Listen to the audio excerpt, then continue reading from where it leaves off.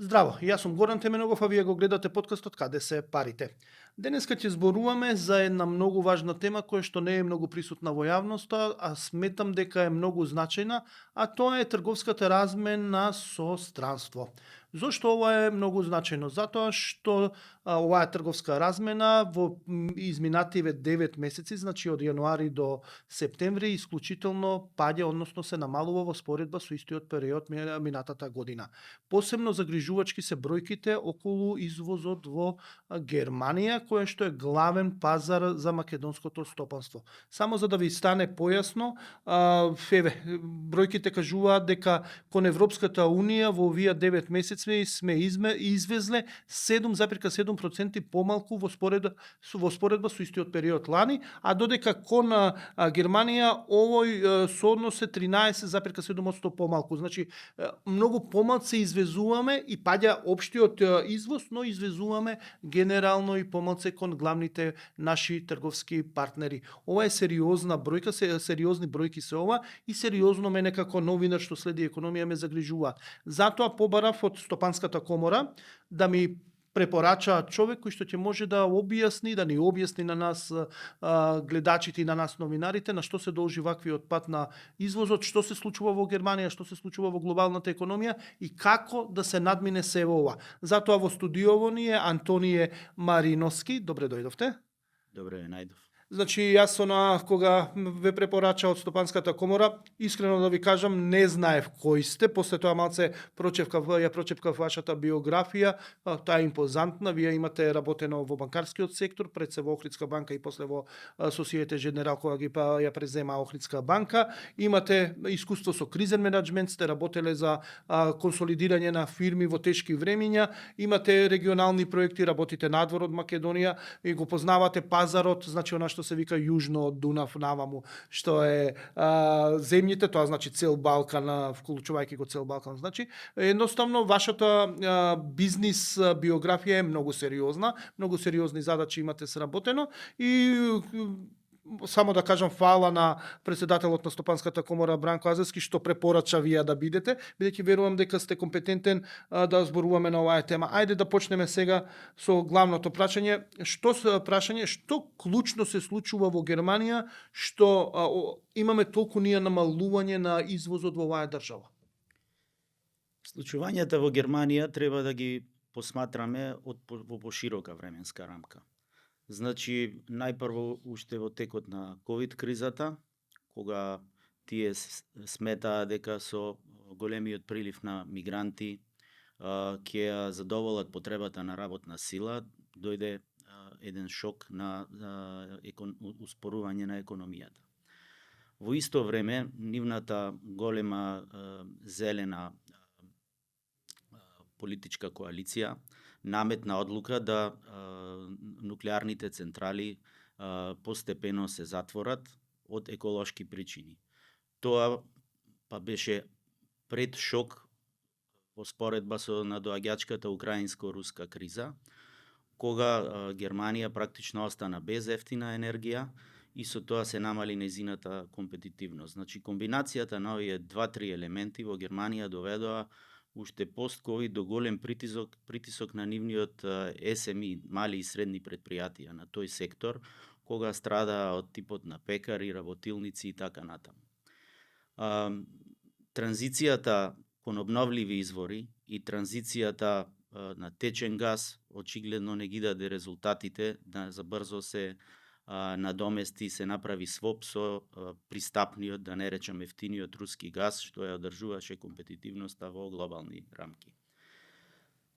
Еден само политички елемент, тоа доведе до незадоволство кај големи маси, десницата и кај нив зајакнува, дури парадоксот е да цела оваа имиграција интелектуална што дојде од Блиски Исток па и од Балканот, веќе тендира со своите разбирање и очекувања кон АФД, што е навистина неочекувано, но иднината и нивните политичари избори ќе кажат за тоа. Да се вратиме на бизнисот, во рамки на целиот мозаик на Европа, Германија успеа да одржува и се уште не влегле во рецесија, меѓутоа нивниот квартал по квартал резултат е веќе на работна рецесија.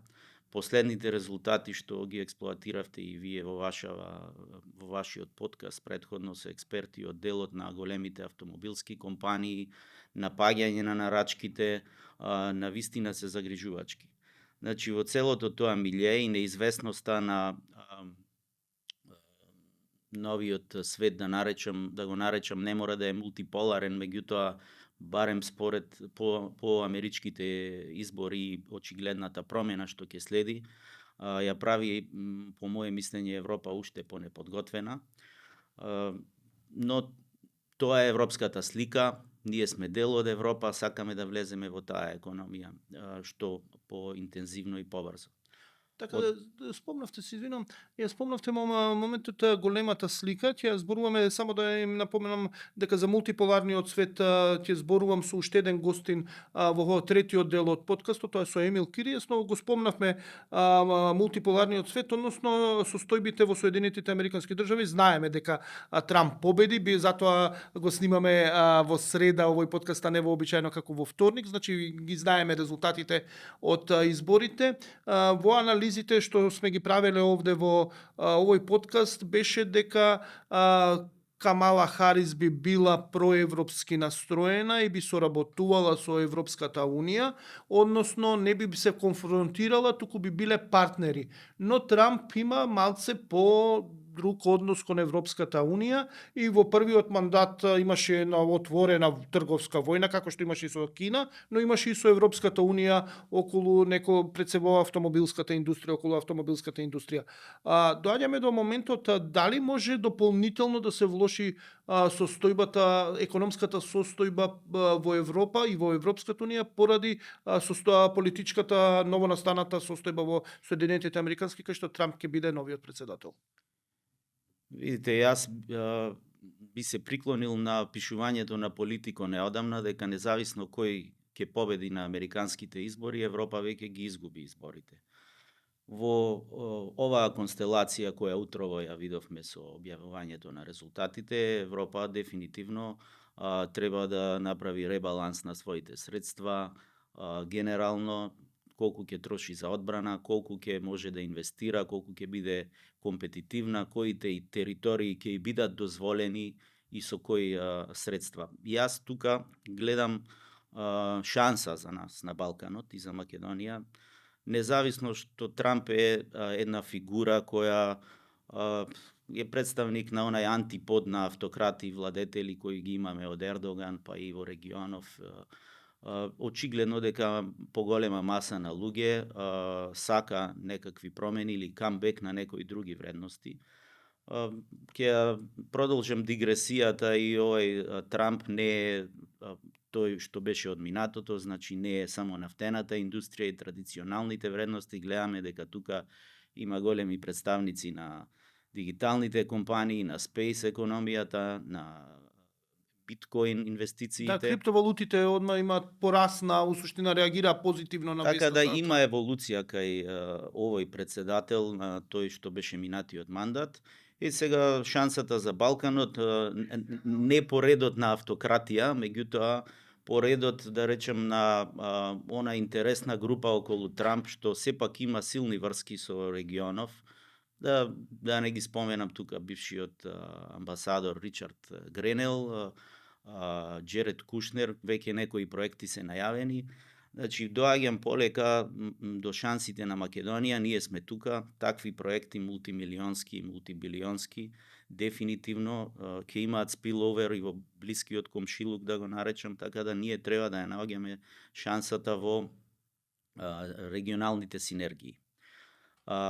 Тоа е одговор и на делот за Германија, сега повторно ќе се вратам диагонално, значи нашата концентрираност во извозот уште со децении од вино, тутун, некои други производи и од друга страна големите автомобилски компании во зоните кои вработуваат многу наши млади, квалитетни луѓе.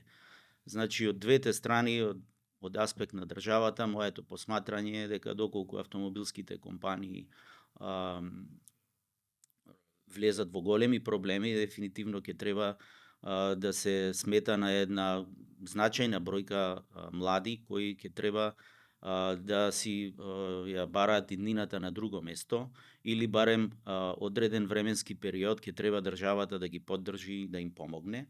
Не смее да ги изгубиме повторно, затоа што тие се и потрошувачка сила на нашето општество, а од друга страна со поврзувањето во регионот ние добиваме компетитивна предност во поглед на големите пазари.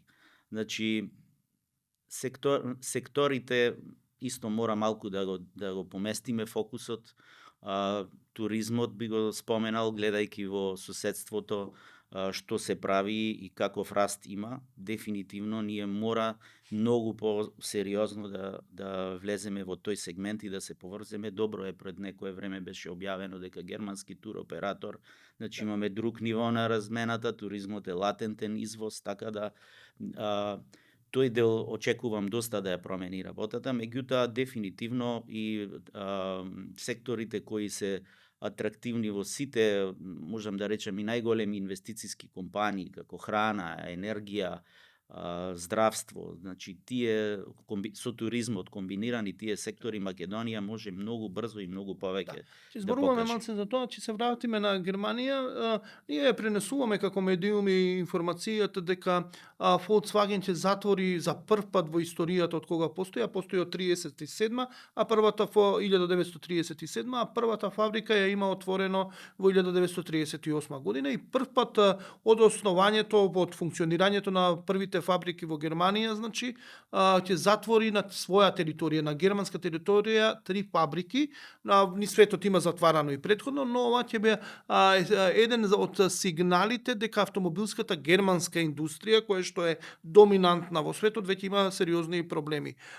Што очекувате, како да се развива во Германија цела оваа приказна, бидејќи Германија не би требало да седи со скрстени раце и да помогне на сопствената автомобилска индустрија, но прашање е дали може, бидејќи гледаме дека конкурентноста на Германија е опадната, односно нема големи можности да интервенира. Поради правилата што самата ги има делумно донесено и за намалување на производство на автомобили со внатрешно согорување, па амбициозно тоа да се испорди, не знам, до 2014, да не 40 се извинувам, да не произведуваат. Има некако самите како да се ограничуваат да си пукаат во својата нога. Во кој правец очекувате се тоа да се развива, бидејќи да напоменам повторно, Германија е клучен стратешки партнер каде што 41% од нашите производи завршуваат на нивниот пазар. Прво, после избориве на резултатите на изборите во Америка, сигурно онаа мисла што понекогаш минуваше дека спомнавте 1937-38 пред Втората светска војна, по затворањето на тие фабрики, таа индустрија се преориентира на војно-индустријски комплекс. Значи, верувам дека таков ауткам или исход во Европа нема да се развива по последниве резултати. Верувам дека ќе продолжи компетитивно, значи Европа нема да се спрема за војна, што не беше, да речем, ретко споменувана теза во последниве месеци. Значи, во мирновременско и развој на пазарите, дефинитивно веќе гледам некои мерки од аспект на брзината на субвенционирање на електричните автомобили.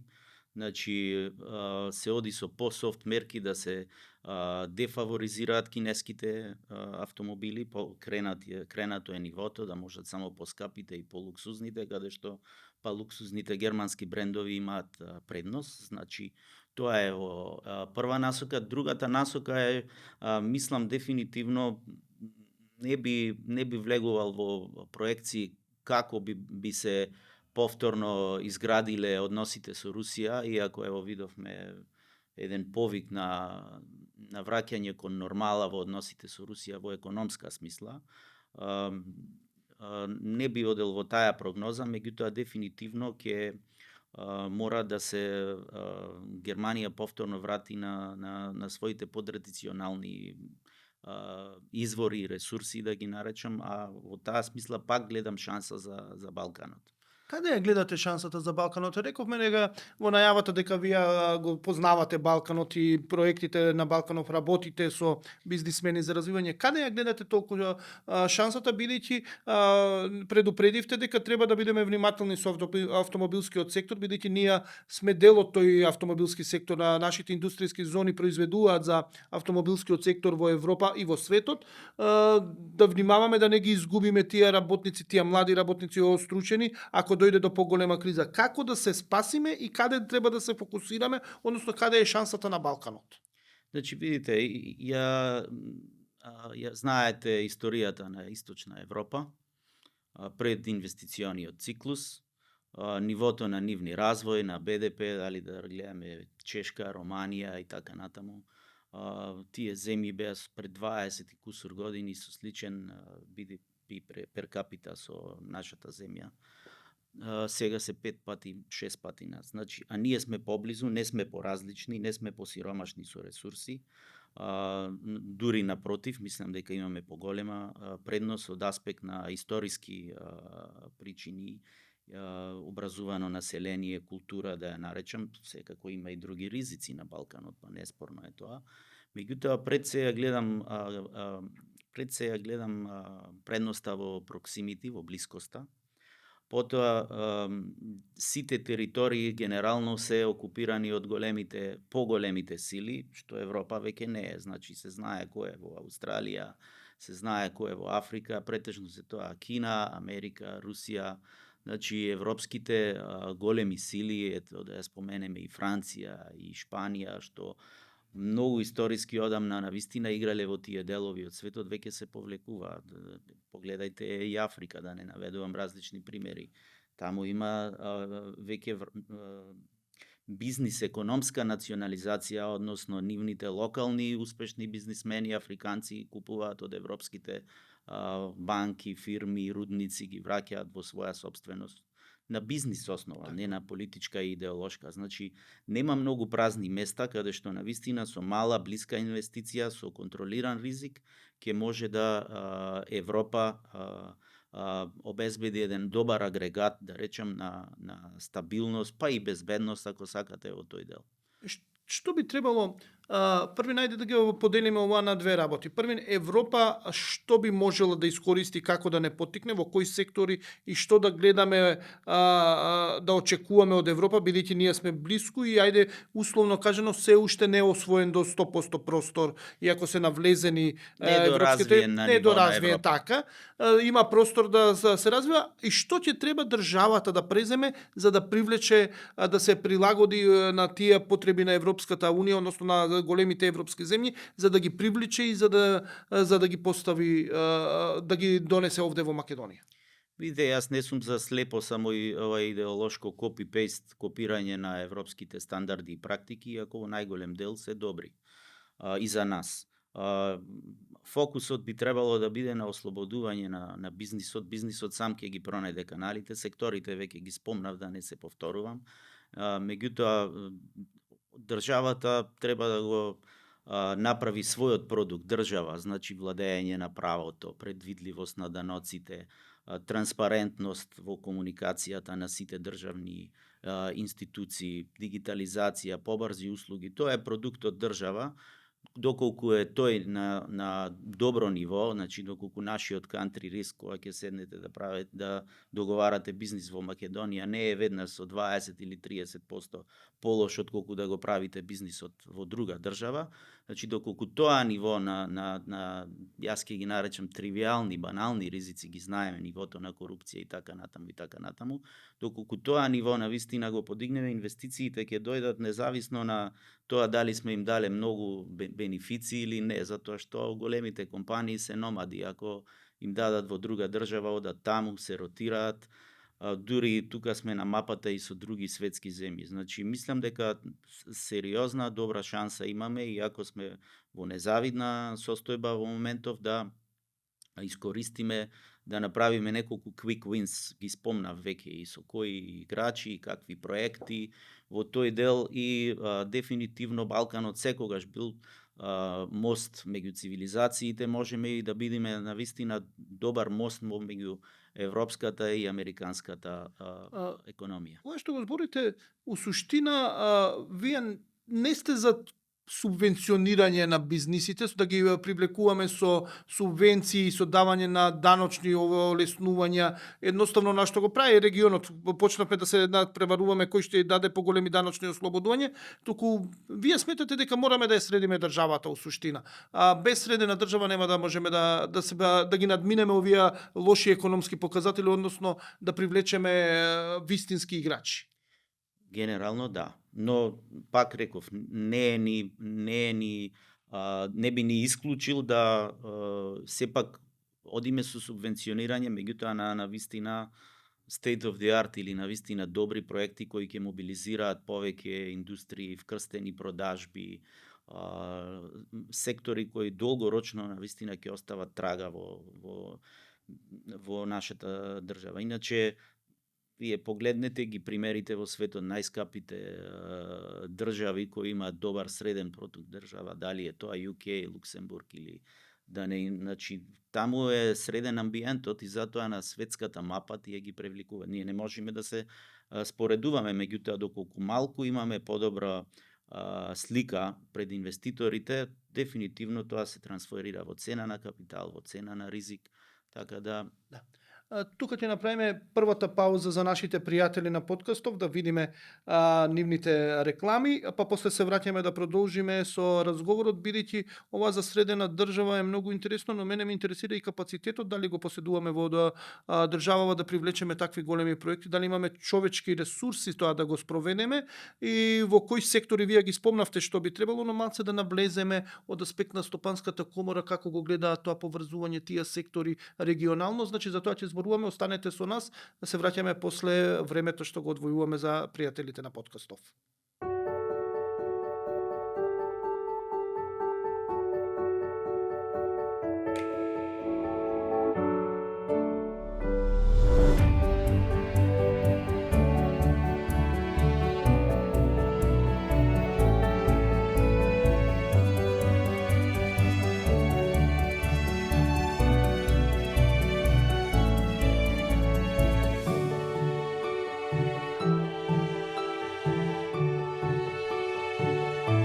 Атлантис.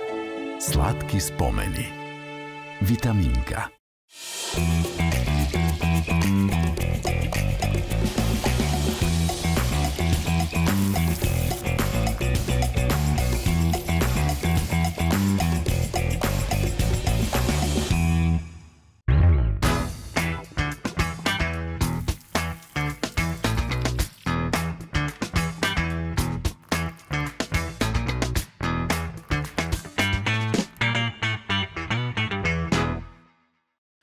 Во подкастов разговараме со Антоније Мариновски, кој е представник на Стопанската комора по препорака на председателот Бранко Азевски.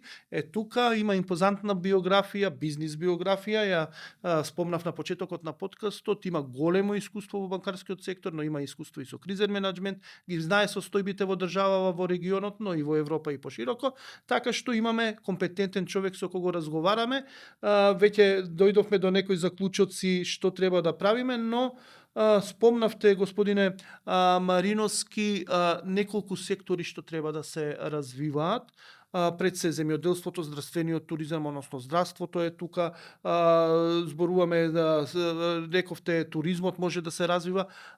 Неколку сектори. Првин, дали можеме да ги развиваме ние сектори и дали имаме доволно човечки капитал тоа да го правиме. Гледаме дека, например, со земјоделството мачиме, субвенционираме, а сме нето увозници. Гледаме дека здравствениот туризам ќе тргне, па го кочиме, па не го доразвиваме, не стануваме центри, да, за Косово, например, или за регионов, тука поблиску сме, но не сме, например, за Албанија да доаѓаат, па да доаѓаат од цела Србија тука да доаѓаат. Едноставно, некако прелокални сме во тој бизнис. Например, не ја развиваме пластичната хирургија, а имавме подкаст овде со еден врвен пластичен хирург македонец. Не развиваме доволно, некако како да се задоволуваме со малку. Дали можеби треба малце похрабри да бидеме и како држава и како луѓе за да ги развиваме овие сектори?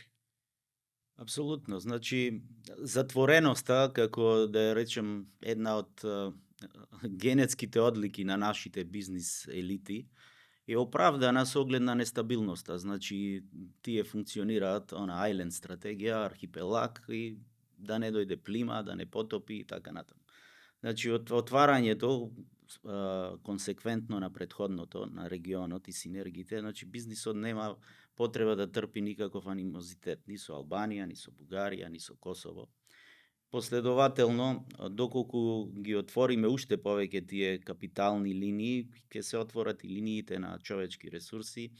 Веќе знаете, од Стопанската комора ги поддржа иницијативите на Open Balkan и на ВБ6, инвестицијскиот форум во Трст. Значи, овој регион има шанса и не е ништо подразличен, напротив, има уште поголема пропулзивност за овие сектори што ги спомнав, од многу други во Европа, па и во светот.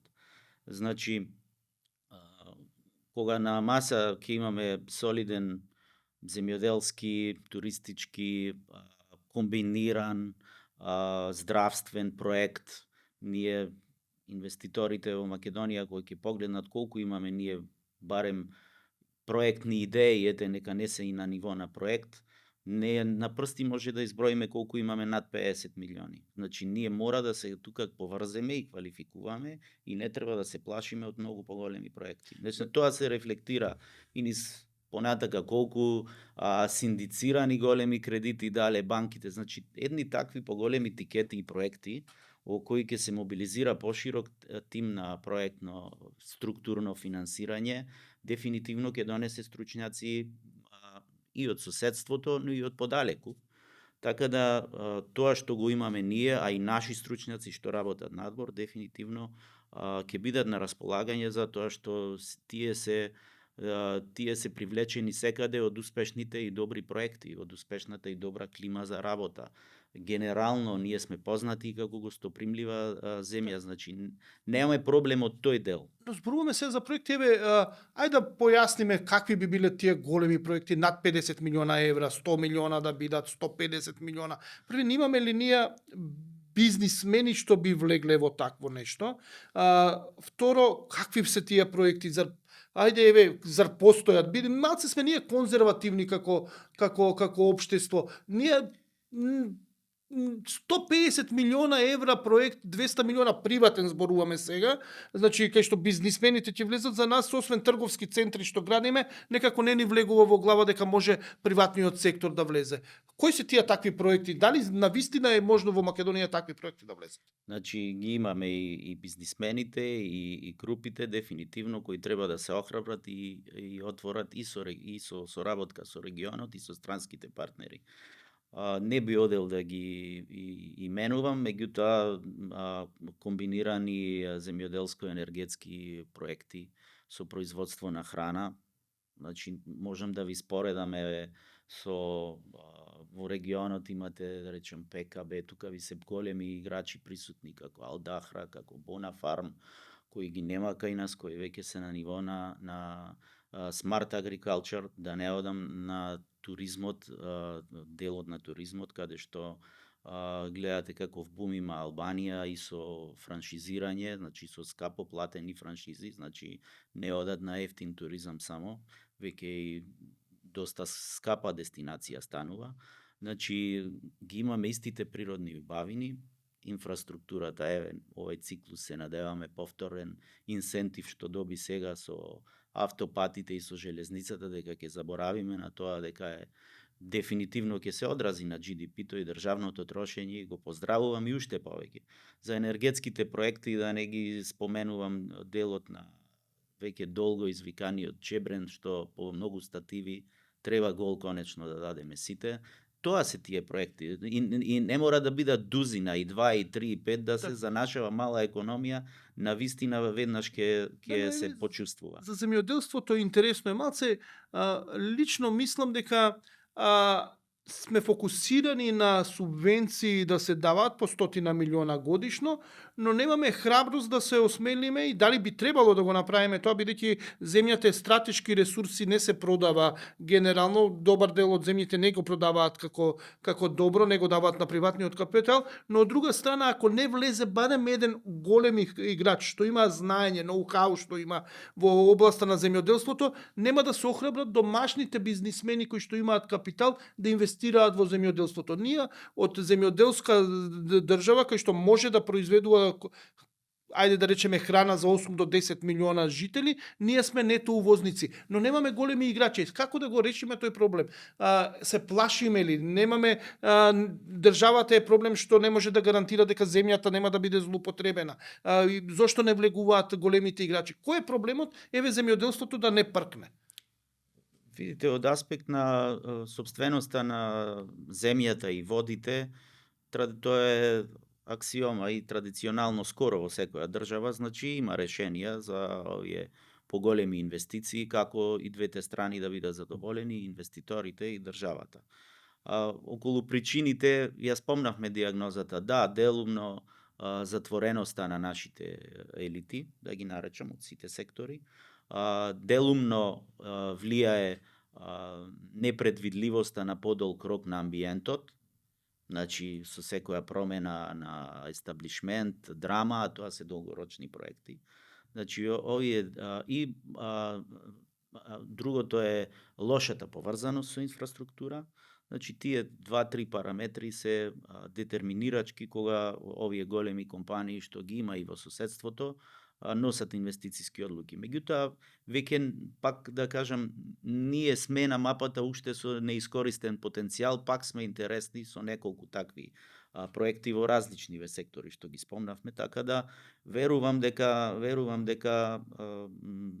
уште во текот на овој мандат ќе смогнат сите чинители сили да се отворат тие територии на бизнис, каде што навистина можеме и брзи придобивки да добијаме и за локално население, и за држава, и во поглед на дефицитот увоз-извоз на храна. Мислите ли дека сега доаѓаме до главното, мислам, почнавме со Германија, дека вака кога ќе ги охрабриме инвеститорите, у суштина ќе ни се подобри економската состојба и ќе анулираме негативните трендови што ги имаме со Германија, падот на извозот. Очекувате ли тоа во реално време да се случи, да имаме подобрување на економската состојба? По мене на среден рок. Значи, тоа веднаш не, меѓутоа верувам дека добар дел од овие работи што ги кажав несени филозофија, дека ќе смогнат чинителите сили да се движат во тие правци, затоа што се навистина риск адверс банкарски да се изразам, значи со помал ризик на среден рок, деконцентрација на ризикот на изложеноста што имаме кон Германија, па зошто да не и овие инвестиции што ги спомнавме, има одлични компании од Германија што само би требало да се разводнат секторите надвор од автомобилската индустрија, а од друга страна да нашиот извоз се прошири надвор од овие елементарни традиционални комодити стоки што ги имаме како вино, тутун и така натаму. Сметате ли дека дојде време малце да гледаме во поглед на извозот и надвор од Европската Унија и Германија, бидејќи како што реков 77% од извозот е во Европската Унија, а од тоа 41% е во Германија. Дали е дојдено време малце да почнеме да гледаме на пример на југ, на исток, на запад, односно малце да се охрабриме, бидејќи ако можеме ние да ги задоволиме европските стандарди, уште поконкурентни би биле во суштина на некои други пазари, бидејќи ќе го имаме квалитетот за Европска Унија, а можеме да понудиме некоја цена адекватна. Дали е дојдено време малце да гледаме со економијата и на друга страна, односно за извозот на друга страна? Дефинитивно и имаме докажани примери за среќа што и во вака тешки услови успеваат да имаме тузина на IT компании кои работат во странство на трети пазари, кои се носат со светската конкуренција, за кои е најлесно да го совладаат онај транспортен или сообраќаен кост, затоа што е дигитален, меѓутоа апсолутно тие се светол пример во извозот, кога ќе видиме дека извезуваат во светски компании софтвер извезуваат памет, знаење. Но имаме и од прехранбената индустрија дури, да не ги именувам нашите фармацевската топка, исто и така. фармацевската, да, Тоа кои дефинитивно во рамки на својот сегмент пенетрираат на пазарите и по Африка и по Источна Европа, и тоа е едно одлично милје и дефинитивно во нивната структура на портфолио на продажби помалу ја чувствуваат. Значи ги имаме примерите, тука се. Да, интересно е, например, во овој подкаст ми беше представник на Реплек, значи многу интересна Коста Котески, многу интересна приказна го викнав за да гостува заради тоа што они Виетнам го имаат освоено како пазар, го освојуваат Туркменистан, Полска, но он напомна дека и Африка е интересен континент кој што брзо расте, брзо се развива, богатството на граѓаните расте, во суштина куповната моќ им расте, а ние некако како да немаме храброст да соработуваме. Дали го гледаме, например, еве Африка, Блискиот Исток како можност, и дали ние воопшто и регионов го гледаме Косово и Албанија како можност за и Босна и Херцеговина и Црна Гора кои што ни се блиску како можност за пазари, како да ги губиме и тие пазари. Некако како да имаме страв. Го делите ли тоа мислење? Да, за жал да. Меѓутоа не сум ја изгубил ни надежта, ни вербата дека има ткиво во Македонија здраво, дека има генерација која треба да ги премости оние стари традиционални вредности, филозофија на инвестирање со, не можам да кажам хазардно, ризичната нова генерација која е само на .com или на социјални медии. Меѓутоа би одел мислам дека ние можеме да креираме еден слој на менаџери, да ги извлечеме, кои ќе бидат луцидни на вистина и ги имаме, кои работат во своите сегменти, да го прошириме нивниот ноу-хау пошироко. Мислам, ги имаме во прехранбената, ги имаме во фармацеутската, ги имаме во енергетиката. Само треба да им се даде повеќе воздух да растат, да се прошируваат, да бидат охрабрени, пак да речам, Кој да им даде воздух, кој да ги охрабри? Тоа е генерално, значи, тоа е генерално. Како да ги извлечеме, како да ги подбутнеме да бидат похрабри, ајде, поотворени. Од прудентното однесување, транспарентно, чисто, јасно, домакинско на сите чинители. Прво од државата, потоа секој во своето семејство, секој во својата компанија, секој со своите партнери. Значи, не алудирам на традиционални закоравени вредности, апсолутно поддржувам иновации, поддржувам модерни, поддржувам инклузивност, диверзитет во бизнисите. Значи, не можеме ние, ова е традиција со децении, значи мора ова и дел е и нашиот подкаст, верувам во тој дел да ги охрабриме, ево тука сме, работиме, сме се вратиле, значи сме покажале и надвор и тука дефинитивно мора со ценење на своето да се надпреваруваме. Еве, ќе направиме паралела, вие сте многу добар соговорник, затоа, например, сте работели и сте живееле во Тирана, во Албанија. Генерално знаеме од каде тргна во 90-тите години Албанија во споредба со Македонија. Јазот економски беше голем во корист на Македонија, зборуваме основата што е почната.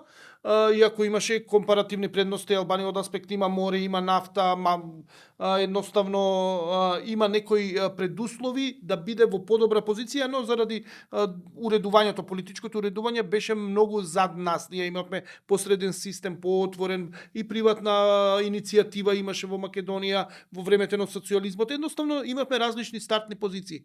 Каква е сега таму позицијата, каква е во Македонија и дали нивните бизнисмени се охрабрени да влегуваат храбро во нови проекти, во големи проекти, додека нашите наспроти ја изгубија таа храброст или не ја не имале, за да влезат така што се вика со полни плуќа во нешто во големи, на големо да сонуваат во суштина, еве да го кажеме. Да, фактографски во последнава декада, 2014, знаете, ние тогаш имавме бомби, шарена револуција, па навака. Албанија и се уште минува во последнава декада низ еден галопирачки развој. 2-3 параметри, апресира дури парадоксално нивната валута во однос на еврото 20%, значи има толкав голем прилив на евра. Суфицит во буџетот, враќање на долгови, експлозија на инфраструктура. Сето тоа, од друга страна, допринесе за големи приватни инвестиции. Значи, да не одам од нивните хотели се минимум со 5 пати повеќе легла од нашите најголеми хотели, од нивните мали хидроцентрали се со 5 пати поголема капацитет од нашиот. Добро, тоа е и природно, но треба и инвестициски да се... Значи, некој ќе ви рече, тоа е државата најголема пералница на пари и така натаму. Да, ризиците постојат, но јас не би одел, значи, доколку погледате од банкарскиот сектор, имате имиња како Райфајзен, Интеза, да не одам понатака и други многу солидни банки, ништо против нашите тука, меѓутоа, дефинитивно целата констелација, можам да речам и културата нивна еволуираше од она закоравено балканско во времето на диктатурата, уплашено, конзервативно, дефинитивно еволуира и галопира, следејќи го најмногу италијанскиот културен модел, да го речем, и бизнис културата.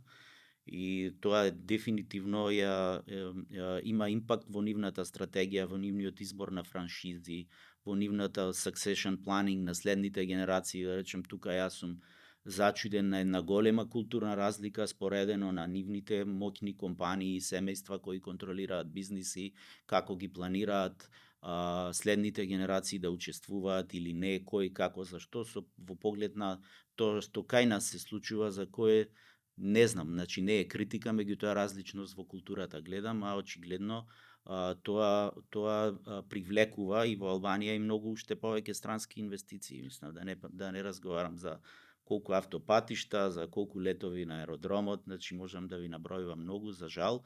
И ние од земја на кога има тие кризата со пирамидалните штедилници, кога навистина Албанија беше на многу пониско ниво од нас, сега треба да бидеме среќни да фатиме приклучок, затоа што и ние сме веќе мали за некои нивни бизнисмени со голем апетит од аспект на големина на тикет, на инвестиција, од аспект на стабилен пазар. Но сепак тука сме и би не разгледале на нивните инвестициски состаноци. Да, ма ние како да имаме страв од странски капитал. Например, да дојде бизнисмен од Албанија што тежи, например, милиарда евра, а веројатно имаат бизниси што им тежат и по милиарда евра од Албанија, ние ќе гледаме на нив како нешто опасно за нашиот бизнис, за нашата држава, и едноставно ќе имаме недоверба кон нив. Кога ќе се срушат? Има ли шанса да се срушат бариерите за бизнис соработка во регионов? Бидејќи мислам дека нашиот бизнис сектор како да има чувство дека треба да се пази, да се чува и во името на некоја зачувување на нешто што го имаме како традиција, но исто така и како што некои ресурси да ги зачуваме, да не ги даваме на странците за да не да заработат на наш грб, односно да не искористат. Уште имаме чувство дека ако дојде странски капитал, ќе не искористи, ќе го земе профитот, а ние ќе останеме со кратки ракави. Видите, тоа се факти, како што спомнав, тоа е во генезата на нашите бизнисмени, меѓутоа се надевам дека нема уште да плаќаме скапа цена како држава за тоа ниско ниво на инвестирање и приватни и јавни инвестиции. Тоа не само за регионот, мислам, зашто да не дојдат бизнисмени од подалеку и од Азија, и мислам, капиталот нема боја само доколку е чист, прудентно донесен, заработан. Ние имаме споредено па со Азија, или ако разговарате со бизнисмени од таму кои ја обожаваат нашата животна средина, вода, планини, флора, фауна, ниво на атрактивност и гастрономија. Значи се тоа да не звучи само туристички, тоа е квалитет на живот, што еве најблизу ни е Словенија, видите како е издигната во поглед на Европската унија. Значи имаме пак во тие регионални синергии прототипи на однесување што е патриотско, добро за својата држава, за своето семејство, за својата екумена, да наречем. Еве, пред крај сме на подкастов. Во овој дел ќе имаме уште трет дел кај што ќе зборувам со Емил Киријас, но да финишираме, верувате ли дека за да оноа да го намалиме влијанието на случувањето, негативните економски случувања во Европската Унија и во Германија, например, треба да се поврземе регионално и да се отвориме малце повеќе кон регионот и да почнеме, рековте, големи проекти. Кога би можело ова да се ефектуира? Вие доаѓате и од Стопанската комора, зборувате во бизнис заедницата, знаете што се случува. Има ли шанси големи проекти да дојдат во Македонија? Значи, зборуваме регионални големи проекти да почнат да функционираат овде, дали во здравство, дали во земјоделство, дали во туризам, едноставно да почнат да функционираат големи проекти. Што би тежеле 100-200 милиона евра, ама нема да бидат трговски центри изградба, односно во такви големи проекти. Мислам дека сме на вистина сега во така еден добар микромомент во кој можеме да фатиме приклучок со регионални проекти, со регионални инвеститори. Мислам дека е и глобалната и локалната констелација даваат стабилност, затоа што видите 49% од секоја инвестициска одлука според Харвард е на геополитика, на стратегија се базира. Значи, ако тоа веќе го имаме стабилно, другото е на нас. И верувам и според информациите што ги имам, дека сме многу близу и дека не би исклучувал, пак ќе речам, дека мора само регионот и само Европа во секој случај, меѓутоа што повеќе компетитивно, транспарентно ги отвориме вратите за инвестирање, да е најдобриот, најквалитетниот. За нас најдобриот, верувам дека многу брзо ќе имаме враќање на еден оптимизам. Да. И за крај да заклучиме, дали треба државата, односно власта, да се потруди што поскоро да ја брендира државава, односно проект држава, да направи да биде функционална. Гледате ли волја да бидеме во иднина стабилни, бидејќи тоа, како што кажавте, е основата за да дојдат големите играчи, без разлика дали сме дел од Европска унија, не сме дел од Европска, дали сме почнале преговори, не сме почнале преговори, нив им е битно суштина државата да биде функционална. Гледате ли политичка волја да се направи една функционална држава? Видите, мислам дека треба да им е јасно на политичките елити, без разлика власт, опозиција, кои се менуваат, дека на вистина не само споредено со Албанија или Босна или Косово, индустриско производство, EU accession, дали сме претркани или не, дефинитивно ниско е веќе нивото на овој систем на економија што тие би можеле да ја владеат. Значи, дефинитивно, тука би апелирал како представник на бизнис заедницата на поголема соработка и поголем консензус за сите, не само државни прашања, меѓутоа прво за бизнис интересните прашања. Да влезат инвестиции, да се оплодуваат на наше тло, да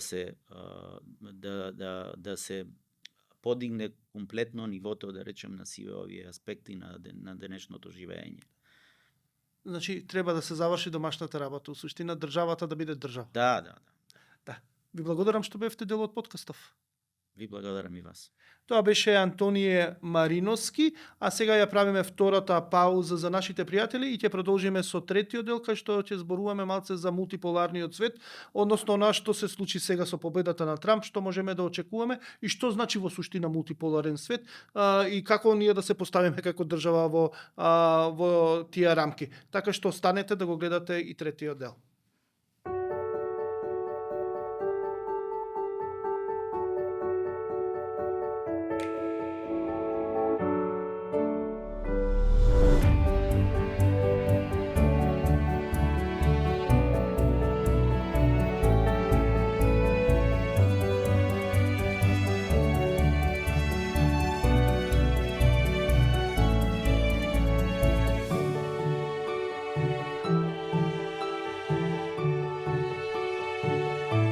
Атлантис.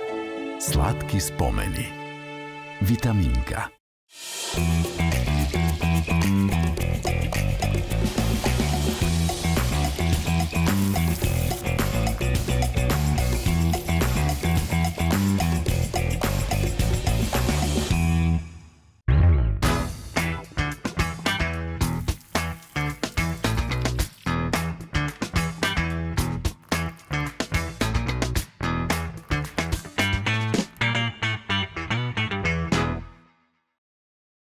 трета третина од подкастот. Завршивме со економскиот дел. Се надевам дека ви беше интересен. Имаше пораки што ако не сте ги виделе да се вратите, видете ги, бидејќи се каже што требаше да се каже околу економската состојба и како треба да се поставиме како држава и како бизнис заедница, но сега доаѓаме до она што се вика малце политички дел.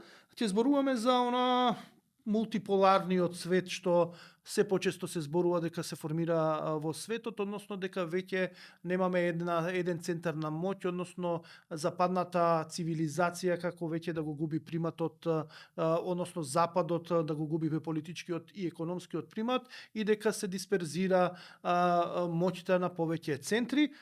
Ова е релативно непознато за мене, бидејќи ја како човек сум европеец и за мене Европската унија и секогаш ќе биде главна цел, но во светот се случуваат многу движења и затоа го повикав во подкастов малце да ни објасни визави изборите во Америка каде што Трамп победи, кај што ја очекував дека ќе победи и победи, а мојот соговорник тоа е господинот Емил Киријас, исто така очекуваше дека ќе победи поради анкетите, но он е малце по-либерален во поглед на погледите, политичките погледи, па веројатно повеќе се надеваше дека Камала Харис ќе победи, бидејќи поблиску му се тие ставови, политички ставови кон него. Добре дојдовте во подкастов, се надевам дека не сгрешив околу тоа, околу вашите политички светогледи, како ги представив. Не, здраво го, намалку не треба никој да го крие своето размислување, Так. нити својот идентитет. Јас сум од тие што сите ги поддржуваат да го кажат отворено тоа што го мислат, затоа што од отворен разговор секогаш произлегуваат добри работи. Така, Камала Харис за тебе беше подобро решение генерално, бидејќи е поотворена личност и застапува политики кои што се полиберални, додека Трамп е личност кој што е поконзервативен и многу е чудна, многу често мене ме прашуваат исто така како човек кој што се залага за либерални вредности со примеса на малку лево од центарот. Како можам Трамп да го поддржувам? Едноставно сметам дека во светот малце треба да дојде некој ресет, а ресет може да се направи со вака драстични примери на луѓе кои што ќе ја мобилизираат јавноста за да ги воспостават старите демократски вредности. Но окей. Ако може само да кажам, значи не сум поддржувал никого. За да поддржам некого, веројатно би постирал поддршка. Така. Тогаш би бил активен во поддршката. Едноставно начинот на говор и начинот на објаснувањето на идеите кај Камала Харис повеќе ме привлекува. Так. Тој стил ми е мене поблизок. Так. И исто така предвидливоста. Кај политиката на Харис до некаде можете да предвидите што може да се случи понатаму, во кои рамки ќе се движи. Кај Трамп тоа ајде да поразговараме. Добро, зошто не е предвидлив Трамп за тебе?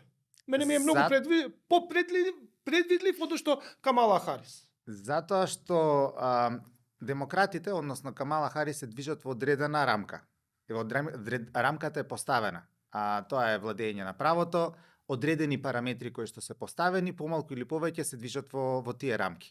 Кај Трамп го видовме во претходниот мандат. Се е можно. Значи, тој може да преговара со корејскиот диктатор, може да седне да преговара со Путин, може да седне да разговара со луѓето во САД, односно кај него политиката се сведува на трансакција. Се е трансакцијски. Кој ќе понуди подобра идеја и кој ќе понуди поголем влог, ќе може кај него да помине. Но тоа е типично американски и типично, ајде да кажеме, здраворазумски. Бидејќи на крајот од денот политиката е само артикулирање на некои економски, политички, економски односи, меѓучовечки односи, односно односи во општеството, кои што се артикулираат преку политички пораки и сето и комуникација.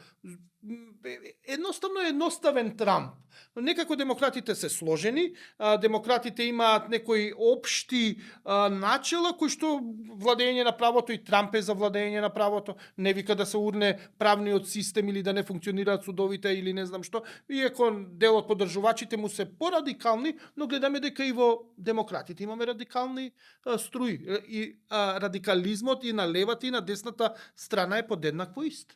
Значи, не би се сложил дека е толку симплифицирано и дека во размислувањата на Трамп постои навистина јасност околу тоа дека владењето на правото треба да се задржи како што е.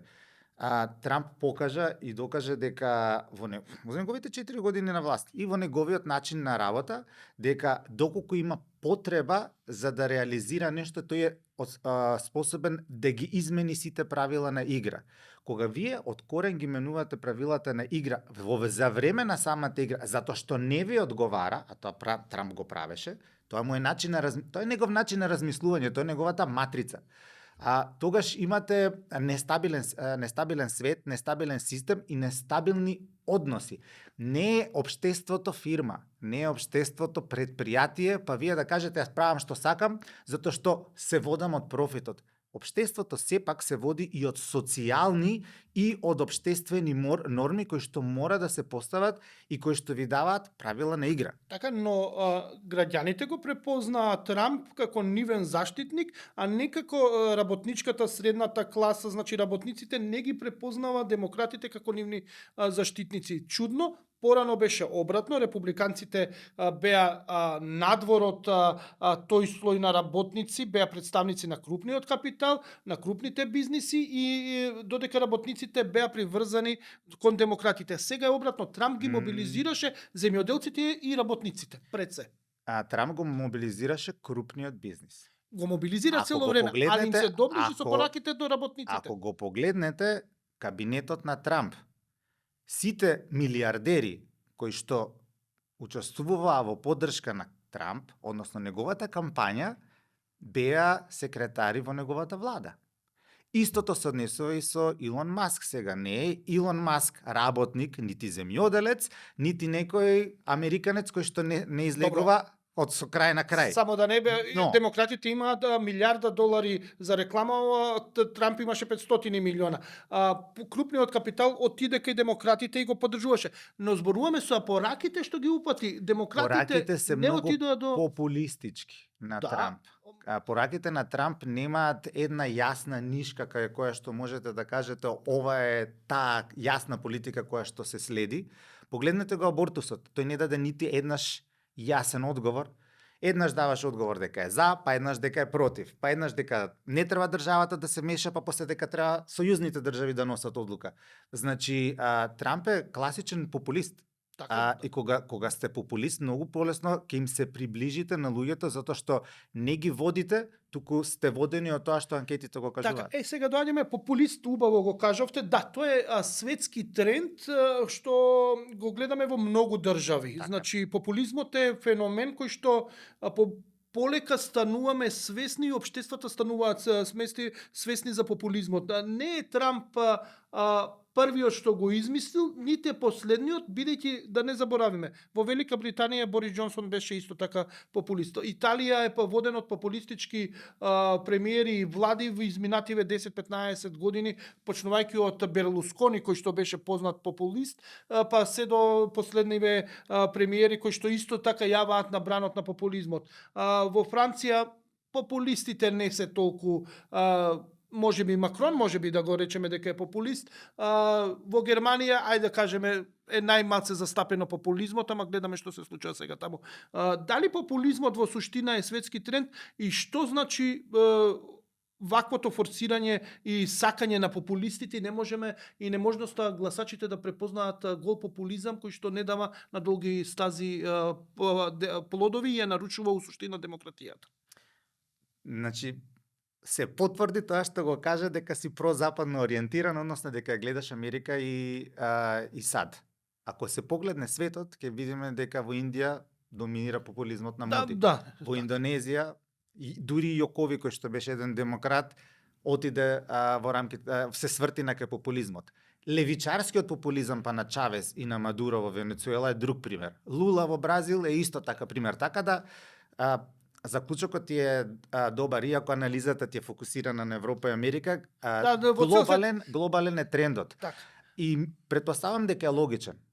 Начинот на кој што комуницираме во денешно време, односно влијанието на социјалните мрежи, таа демократизација на различни мислења всушност води до тоа да имаме повеќе лидери кои што се водат од тоа што и како ќе може да ви соопштат на начин кој што вас ќе ви одговара, отколку да ви кажат ова е добро за вас, јас ја преземам одговорноста и ќе ве водам на овој начин во наредните 4 години. Сега доаѓаме до прашањето зошто па лидерот да преземе одговорност и да се грижи за нас кога лидерите се избрани од нас и треба да се грижат ние што ќе сакаме. Па затоа што тоа е суштината на демократијата. Затоа немаме секој ден референдум на Инстаграм или на TikTok или на X, на Twitter, за тоа што ни се допаѓа или не. Едноставно даваме мандат на некој кој што се бави со политика, кој што презема одговорност и има мандат од 4 години да спроведе одредена политика и за истата политика да биде награден, да добие нов мандат или да биде казнет. Еве што се случи во САД. Ако ги видите излезните анкети, затоа што вчера американците правеа не само излезни анкети за тоа што и како ќе биде изборниот резултат, туку како гласале. И ќе видите дека гласачите 1/3 се определуваат дека демократијата им е важна, 1/3 се определуваат дека економијата им е важна и потоа следат имиграцијата. Значи, кога ќе направите збир на темите кои што им се важни на гласачите кои што гласале вчера, јасно ви беше од темите дека Трамп ќе победи. Значи, едноставно морате да му дадете на лидерот, односно на водачите, да водат. Затоа се викаат водачи.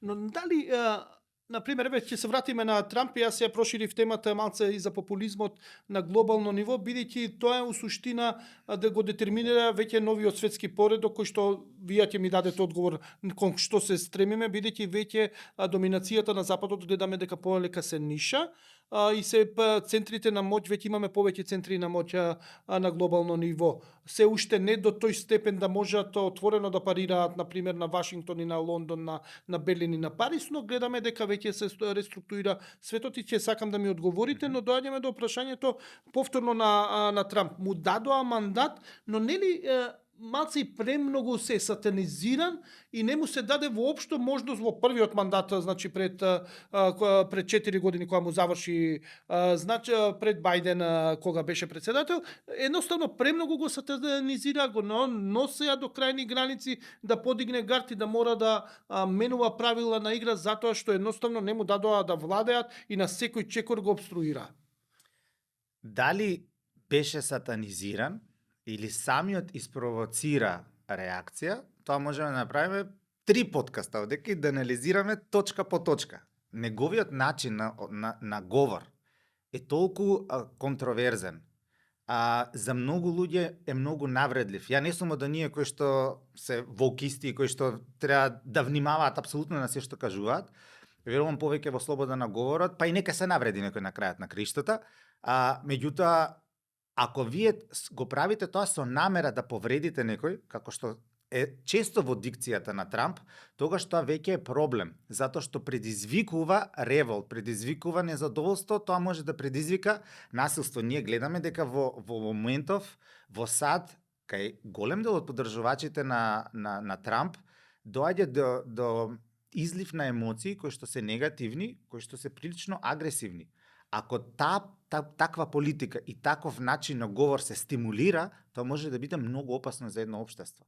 Значи, сепак лидерите имаат општествена одговорност за тоа како ќе се одразуваат во јавноста. Не смеат да создаваат атмосфера на линчување на противникот и не смеат да подигаат тензии. Побогу, ако сите подигаме тензии постојано само затоа што не се согласуваме, светот ќе гори. Дали светот ќе гори? Еве доаѓаме до онаа глобално прашање, затоа што и ве викнав, бидејќи вие ги следите тие процеси. На почетокот не најавив зошто токму вас ве викнав. Вие сте политички советник на повеќе влади, не на нашата, туку во странство влади. Значи ги следите процесите и затоа во суштина ве викнав, а не да се избориме за Трамп и за нашите различни ставови околу него, туку да збориме за тоа што се случува во светот. Рековте дека заради популизмот или агресивните говори на политичарите може да го гори светот. Дали сме до точка каде што веќе светот е пред онака да се запали сериозно? Која е вашата проценка, бидејќи гледаме дека веќе центри на моќ се јавуваат на повеќе региони. Веќе немаме еден центар на моќ кој што е главниот шериф, например во Вашингтон, и сите да му се плашат, туку веќе имаме шерифчиња во Москва, имаме во Пекинг, имаме во Нью Делхи, имаме во Латинска Америка, се јавуваат се сериозни, моќни држави. Еве Африка полека се буди, има и таму, не ја следиме доволно, но се будат држави, стануваат економски јаки. Дали сме сериозно пред големо палење на светот. Кога повеќе држави би се разбудиле, тоа не би било лошо. Затоа што, како што рековме на почеток, повеќе мислења, повеќе придонеси даваат поголема шареноликост и можете да изберете што е подобра идеја. Кога тоа би било во рамките на некој организиран систем и кога се знаат границите што и како може да се направи, тоа е супер. Тоа е одлично, јас се залагам за тоа. Она што ме плаши е кога шерифите се однесуваат на таков начин да кажат не ми е гајле за тоа што е договорна рамка, правам што сакам. И гледам еден таков шериф што прави во Украина. Путин вели, апсолутно не ме интересираат границите на Украина, апсолутно не ме интересира, да кажеме, повелбата на Обединетите нации, апсолутно не ме интересира кој украинците го избрали на избори, јас едноставно мислам дека мојата безбедност е загрозена и праќам мои војски и мои трупи во Украина, руски трупи. За нас во Европа сме го виделе тој начин на шерифско однесување во минатото, дали преку императори или преку лидери кои што настапувале агресивно и сме воделе многу војни кои што ни се имаат ударно на глава како континент. Но имаме Пренесете го тоа во нашиот регион. Ние имавме шерифи кои што се однесува и правеа што сака. Его крволочниот убиец на север од нас, Милошевиќ, кој што прво ја растури Југославија, па тргна со неговите походи во Хрватска, во Босна, во Косово, да можеше да се светот да функционира така на локалните шерифчиња да се доволно моќни, претпоставувам колежите ќе имаат друг ефект во бивша Југославија. Го спомнавте шерифот Путин, например, но он излезе од рамките од кога сите договори што беа дадени кон Русија како глобален играч, сето тоа, безмалку не беа испочитувани од нивните западни партнери. Тоа е неговата мантра. Кој договор не бил испочитуван? Минск не е испочитуван, најновиот. Ширењето на НАТО кон исток, исто така во 90-тите години не е испочитуван. Па ни тој не го испочитува Минск, нити имаше избори во локалните средини во Украина, нити ги повлече па тој своите трупи. Меркел јасно кажа дека целта на Минск беше да се залаже, тоа е изјава на Меркел, бившата канцеларка на Германија, дека целта на договорот од Минск беше да се залаже, да се доведе во заблуда Путин за да може Украина да се подготви за тоа што да се подготвува. Значи имаше во играта, како викаат, за љубов и за војна се потребни двајца. Да се рачистиме, јас сум против агресија, не ја оправдувам агресијата на Русија на Украина која е суверена држава и треба да си го бира сама својот пат. Но ако имаме меѓународни договори кои што се подпишани од сите овие што треба да ги гарантираат, а и они ги кршат со цел за да наштетат на еден од договорените страни, не е баш најчесто и у суштина гледаме дека моќта не е најдобро искористена во овој случај, односно дека Горан, ако те префрлам на наш терен, она што се случува во Македонија, со Македонија и во соседството, тоа е многу опасна теза да се каже некои лидери нешто се договарале, излегле од рамките на тоа што може да се договори или што си го ветиле еден на друг. Што го договориле. И врз основа на тоа да се примени сила. Не дај Боже кај некој од нашите соседи да дојде некој таков лудак на власт. Така е. Ние ќе имаме проблем со тој начин на размислување и затоа ни е многу важно да имаме јасно поставена рамка што е можно, што е дозволено и што е недозволено. Рамката се воспоставува на глобално ниво. Таа рамка, тие што треба да ја гарантираат, не ја почитуваат ни они самите таа рамка. Значи, бидејќи се дел од тоа, се зборуваме за крупни играчи. Апсолутно, уште еднаш ќе повторам, не го оправдувам реакцијата на Русија да ја нападне Украина. Украина е суверена држава и самата треба да си го бира својот пат. И тука е недвосмислено. Но има рамка каде што учествуваат и Украина, и Русија, и Соединетите Американски држави, и сите големи европски држави кои што викаат ова е правната рамка како што ќе функционира околу Украина. Бидејќи учествува и Украина. Вака треба да функционира за да имаме мир. Не се придржува никој. И Путин одговара како што одговара. Што правиме во тој случај? Го палиме ли светот намерно? Едноставно не функционира ли светот како што функционираше до сега? Едноставно Обединетите нации дали воопшто функционираат или веќе почнуваме да имаме многу центри на моќ кои што ќе придонесат да имаме крајно нестабилна политичка сцена на глобално ниво. Јасно ми е што ти е тезата, ќе се повикам на една македонска народна изрека. Трпение, спасение. Понекогаш е многу подобро да разговарате 5 дена и да се објаснувате, отколку да тргнете во конфликт. И ако во тој разговор се водите од начелото дека посилниот секогаш треба да победи и дека треба да му се подвиткате на посилниот, што би рекле некои наши политичари, кичмата, коленичење, кичми, кичмите, не ова, знам добро. ова она. Меѓутоа, тоа е таа мантра, тој е начин на размислување. Не смееме да се доведеме во ситуација каде што посилниот во секој случај ќе биде победник. Таков свет не ни одговара нити на нас, воопшто не им одговара ниту на помалите држави. Реалност е дека има посилни и послаби држави. Но- Тоа е реалност. Но реалноста треба да се преточи во договори кои што треба да им дадат можност и големите и малите да живеат.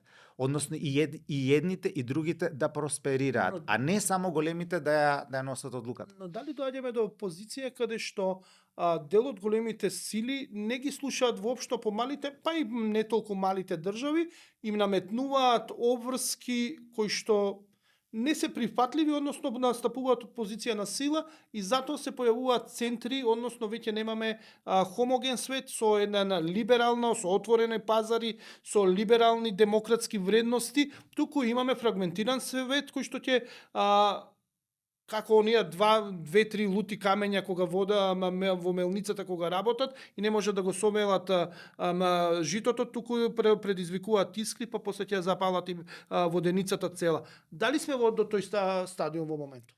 Се движиме натака. За жал, се движиме натака и тоа е таа вистинска констатација до која што доаѓаш. Односно дека либералниот свет, односно светот кој што се заснова на тој меѓународен либерален поредок дека постојат правила и правилата мора да се почитуваат, ако тој свет не испорача, тогаш луѓето ќе бараат алтернативи. Односно, ќе ги казнат оние кои што не испорачуваат. Го гледавме и тука и на избори кај нас. Некој говори за правда, говори за владење на право. Не го испорачува тоа, граѓаните го казнуваат. Кој што ќе се појави со најдобра алтернатива, тој ќе победи. Го гледам истото и во Америка. Мобилизацијата на гласачкото тело, тоа се некој мал број на гласови, некој процент, максимум кој што е во тие држави каде што се очекуваше да се види дали ќе бидат про Трамп или про Харис, толку се некој 1000 до 20-30 илјади гласови е разликата во една држава, каде што се мобилизирани луѓето да излезат да кажат не ми продавај магла, сработи го тоа што го говориш. И во голема мерка казната за либералните политичари е затоа што не се држат до тоа што го говорат.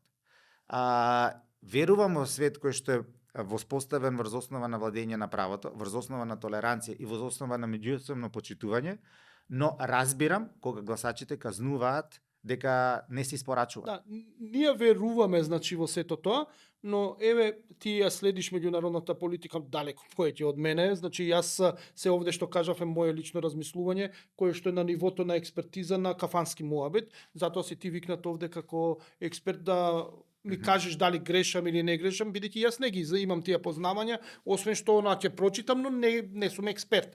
Ти ги следиш, доаѓаме до клучното прашање. Дали во овој момент либералните демократии и светот што го знаеме веќе не постои?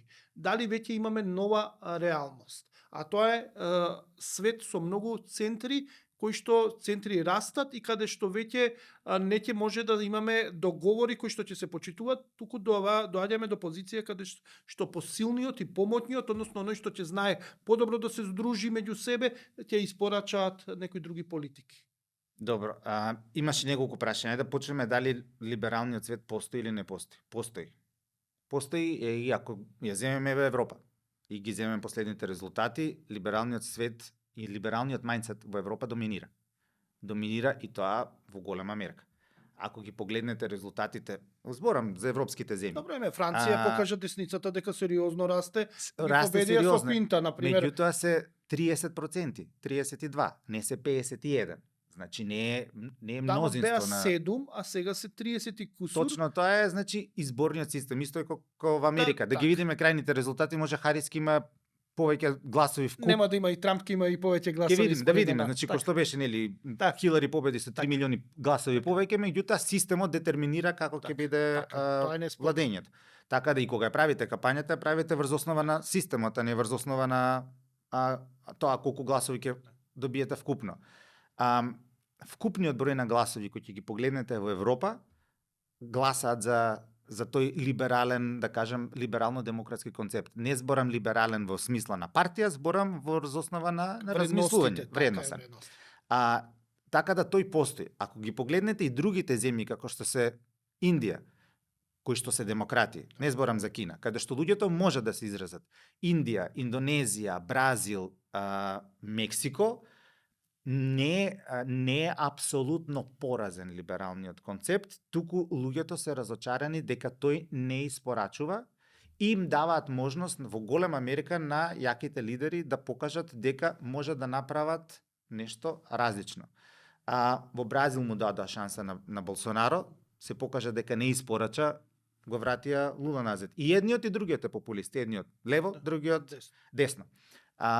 Меѓутоа, тоа е тој начин на размислување кога гласачите се повеќе и повеќе не размислуваат вредносно, туку размислуваат емотивно, како да го казнат тој кој што е на власт. Во Македонија тоа отсекогаш сме го имале така. Кај нас гласачите претежно казнуваат на избори. Во скандинавските земји и за сме гласале и за. претежно. Добро, да. Во скандинавските земји, па дури и во Британија, секогаш се гласало рационално. Во последниве неколку години или да кажеме деценија гледаме дека и таму има тенденција на емотивно гласање. Односно на казнување. Така да го беа казниле нели претходно како се вели левичарскиот концепт, па го казнија десничарскиот концепт. Повторно, значи имаме пендулум лево-десно. Не би рекол дека во глобални рамки е уништен концептот на либералната демократија, напротив, туку има поместување токму затоа што во голем дел на светот не можеме да се справиме со таа шареноликост на моќ. Порано се знаеше, како што кажа на почетокот, има еден центар на моќ и доколку тој центар на моќ определи дека работите треба да се завршат, се завршува. Сите се застануваа во ред. Сега постојат повеќе центри на моќ, на некој начин и Западот го предизвика тоа. Така. Сега дојдеме до тоа повеќе центри на моќ, но познато е во историјата дека функционирале периоди со повеќе центри на моќ. Тие центри на моќ секој сака да доминира и да го спроведе своето и сака да му наштети на другиот центар на моќ, но секогаш имале една нишка на комуникација меѓу себе за да не се преминат црвените линии кај што ќе се загрозат големите основните вредности, на пример, ќе се донесе опстанокот на тие центри на моќ пред уништување, да не се уништат самите меѓу себе, односно имале начин да комуницираат. Сега се добива впечаток дека не комуницираат центрите на моќ и не знаат како да го комуницираат, како да изгубија вештината центрите на моќ да комуницираат меѓу себе, за да не дојде до најлошото, односно да не се запали целиот свет. Слична таква ситуација светот е довиживена пред точно 100 години или пред 90 години, пред Втората светската војна. 33-та, 30 така. Значи се наоѓаме во некоја состојба која што многу потсетува на тоа време, за жал. И не го кажувам ова со намера да создавам паника, меѓутоа мораме од историјата да научиме, за да некои работи кои што навистина не смееме да ги повториме, да не ги повториме. Што не значи дека нема да ни се случи. Сме учеле сите по историја, зошто избувнала светската војна и првата и втората, точно заради тоа немоќта на центрите на моќ, оние кои што се во подем и оние кои што постојат, да најдат модус вивенди, односно начин како да се справат со новите реалности. И наместо да се работи договорно, се настапува со сила. Да, точно, се наоѓаме во таков момент, каде што балансот кој што е поставен момент во моментов голем дел на центрите на моќ размислуваат дали да го променат со сила. Русија тоа го направи во Украина, Кина се размислува дали во Пацификот да го растури балансот на моќ со состојбата со Тајван, односно дали да ја превземе контролата на Тајван или да го остави Тајван да се развива демократски. Точно е како што беше кажано, во другиот дел на светот, Африка, кој што ние ја игнорираме целосно, има и таму подем на силни земји, има една Нигерија која што се очекува за 25 години да стане пола милиарда луѓе. Значи тоа е една таква огромна сила, толку голема земја со толку многу луѓе, И го ресурси, видовме и исто со е, ресурси, многу го е видовме, богата го како видовме во Етиопија.